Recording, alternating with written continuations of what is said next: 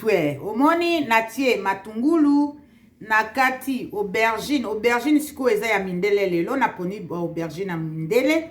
Après natie na côté 3 pilipili nanga. Après na sali endive. Endive yango papa jam putwe na otiango. Après awa natie tomate ya mbuma. Donc voilà. Et puis na osala des bouillon nanga. Na otia bouillon oyo. Natie des bouillons, des tibes. Omoni yango wana o na otia na mbisi. Voilà lelo na osala bouillon ya mbisi lisupo na lobi na bino ke awa toliaka ba bouillon, toliaka ba sauce te pona ko éviter munene, ko éviter ba problème de santé. Donc awa nga naliaka léger. Naliaka ba sauce te, sauce rare. En tout cas, sauce rare lobana lamba soso fumé, poulet fumé na mwamba, oui. Mais kaka boye, même poulet fumé, mobile nanga palingaka na banguba te, loba vraiment ceux qui vraiment alingi penza mais pas non. Donc voilà biloko na otia na mbisi nanga yango yo. Na sukoli ngolo na vinaigre et puis na maya moto makasi. Voilà, bomoni yango na sukoli na maya moto po elongola zei. Voilà la Chine de Karine Mokonzi la baronne. Donc mère fashion azo lamba lisusu bouillon ya ngolo. Mais lelo na kotia na bosana oyebisa bino biloko nyonso na lambaka soki na tie mwa dongo na kati te mobali nanga yo kaka goûter. Donc na kotia pe dongo mais na kati na no dongo tina olakisa bino à suivre. Awa na tie déjà non na tie maïté. Bomoni na tie maïté. Pino mo bomoni na tie maïté. Na tie na maïté. Voilà la Chine. Na tie awa na sali triangolo na tie na kati awa triangolo. 3 triangolo yango. Bomoni triangolo yango. Après bomoni vimba parce que no tia ba légumes.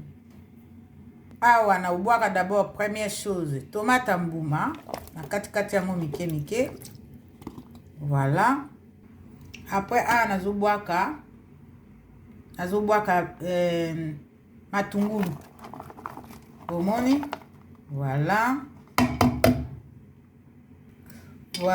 siko nazobwaka aubergine. Bomoni nabwaki aubergine.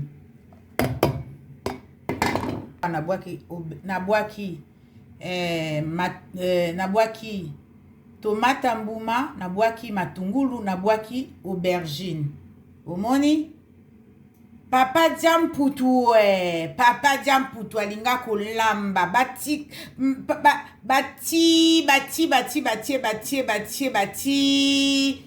bobo sanate tombola ya Papa Ja. En tout cas maman papa bobo sanate tombola ya Papa Ja ya 1100 €. Tous les émissions ozo intervenir bako sélectionner oyazo loba ou akopesa ba conclusion des émissions. Yende mutu azo gagné azo rapporté 100 € wana chaque mois 100 € pendant le 31 mars jusqu'à le 31 décembre. Donc voilà, tout ça na tombola na chaîne Mère Fashion de notre officiel. Voilà, maman 50 de Belgique. Bonjour na yo maman 50 de Belgique. Awa sikoyo nazobwaka endive. Na pasoli endive en deux morceaux. Na tie endive na tie en deux morceaux. Endive en deux morceaux. Mais nyonso wana non na tie na maïté non na tie maïté na tie maïté na laxibino après na laxibino ta on tia mai. Bonjour Papa Jamputwe. Papa Diabo, lelo nazolamba mbisi. Bon, nazolakisa o na otiana mbisi na ngai lelo. Tomate mbuma moko, de matungulu et na 6 endive. endive yango si endive na de bouillon na ngai assaisonnement na nga bouillon yango yo et na aubergine bozomona légume ezangaka te na mbisi ya papa ya bana alingaka mbisi fo ezala na légume na kati donc nde nalobaka na bino mère fashion lobi narataki kolamba mbisi parce que nazalaki tellement na makambo ebele donc mbisi ya lelo ya lobi eza ya kolamba lelo nalobaki tous les vendredis papa aliaka mbisi donc lobi aliaki mbisi te parce que nga nazalaki na makambo osala ebele epi lobi pe na live nasalaki na kolamba na ba 20h te donc awa nazolamba mbisi ai na nga yango d'habitude natiaka ai ya mbuma mais natie ya mbuma te nasombi nasali na osala na oyo ya poussière ai ya poussière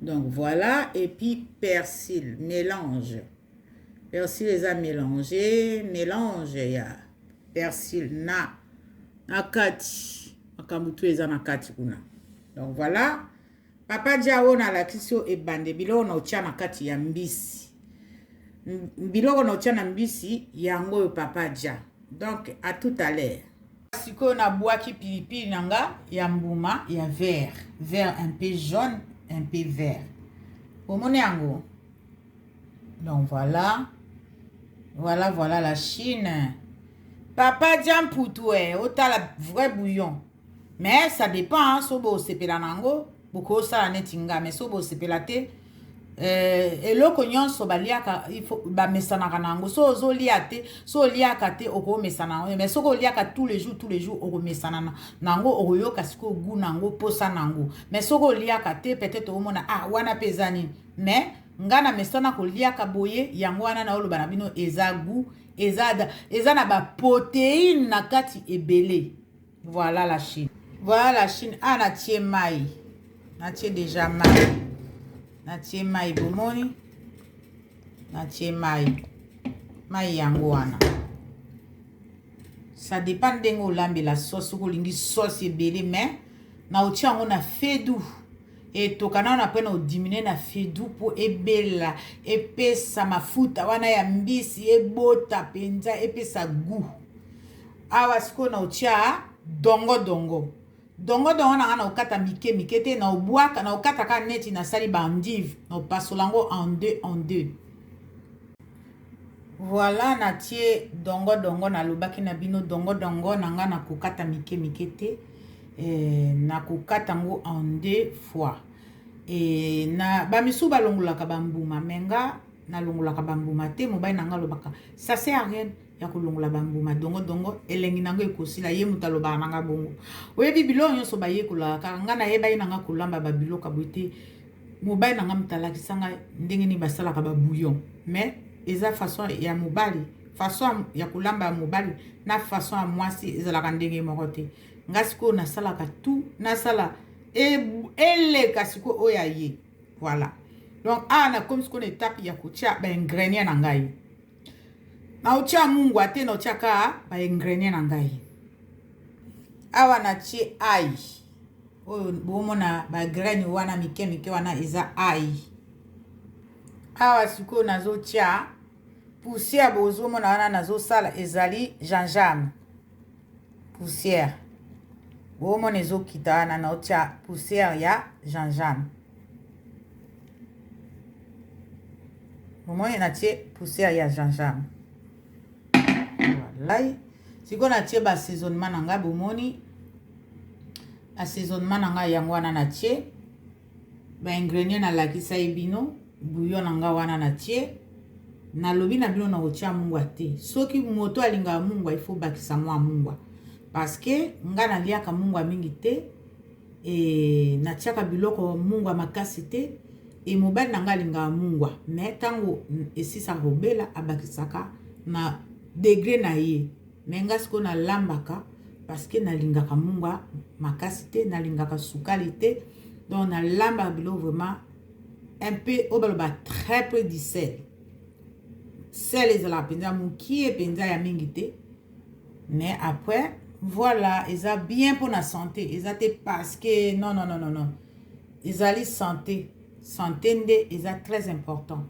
Voilà. Et après, dernière chose dans ça l'année, na otia l'huile normale te na otia l'huile d'olive. Sikoyo, nazo lakisa bino na otia un peu de l'huile d'olive. Omoni hein? Natika mwa ndambo. Po esala. L'huile d'olive eza bien pour la santé. Voilà, na sukisi wana. Et na olakisa bino bouteille ya huile d'olive na bino. Na lakisi bino l'huile d'olive na tie.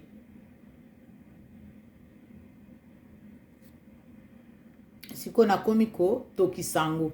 Na tie biloko tout nyonso papa ja. Na na tokisaki te. Na tie biloko tout. Na bandi kosukwa nanu mbisi, na mai normal, ya mai ya malili, après na sisi ya kosukwa mai ya malili, na sukuli 3 fois na mai ya moto. Après na silisi, ale na tie mbisi nanga na nzungu, na tie tomate nanga ya mbuma na kataki, na tie matungulu nanga na kataki, na tie aubergine na kataki, na tie endive nanga na kataki, na tie ba pilipili nanga na bwaki, na tie ail, na tie poudre ya gingembre, na tie l'huile d'olive, après na tie ba ingrédients nanga bouillon wana na lakisa kibino. Voilà, tozo zela siko kaka ebela pona lakisa bino. Mais voilà, mais na lakisa bino te tango na kolia, na lakisa bino ka tango ekobela. Allez, bye.